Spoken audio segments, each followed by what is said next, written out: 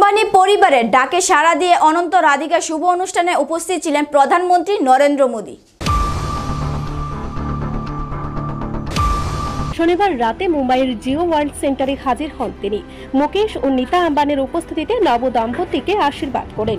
তাদের হাতে তুলে দেন রূপোর থালায় সাজানো উপহার, যেখানে ঈশ্বরের একটি ছবিও ছিল। উপহার হাতে পেয়ে সেই ছবিতে প্রণাম করেন রাধিকা। প্রধানমন্ত্রীর উপস্থিতিতে খুশি নব দম্পতি। নরেন্দ্র মোদীর পা ছুঁয়েও প্রণাম করেন অনন্ত রাধিকা।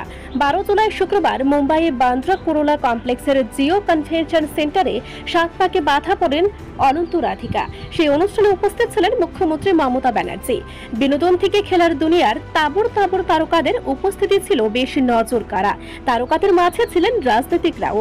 আজ শুভ অনুষ্ঠানেও হাজির হন প্রথম সারির তারকারা, যেখানে প্রধানমন্ত্রীর উপস্থিতি অন্য মাত্রা যোগ করেন। আজ মুম্বাইয়ে 29,000 কোটি টাকার প্রজেক্টের ভিত্তিপ্রস্তর স্থাপন করেন মোদী। এরপরই শুভ অনুষ্ঠানে হাজির হন মোদী। ছাড়াও আজকের অনুষ্ঠানে উপস্থিত ছিলেন অন্ধ্রপ্রদেশের মুখ্যমন্ত্রী চন্দ্রবাবু নাইডু, উপমুখ্যমন্ত্রী পাওয়ান কল্যাণ, মহারাষ্ট্রের মুখ্যমন্ত্রী একনাথ শিন্ডে, প্রাক্তন রাষ্ট্রপতি রামনাথ কোবিন্দ প্রমুখ। এদিন সন্ধ্যায় সুরের মূর্ছনায় মাতিয়ে তোলেন শ্রেয়া ঘোষাল, সোনু নিগম, শঙ্কর মহাদেবন। আজ রবিবার অনন্ত রাধিকার মঙ্গল উৎসব। রিসেপশনে আর কি কি চমক রয়েছে তার দিকেই নজর দেশবাসীর। Bureau report, Asian Times.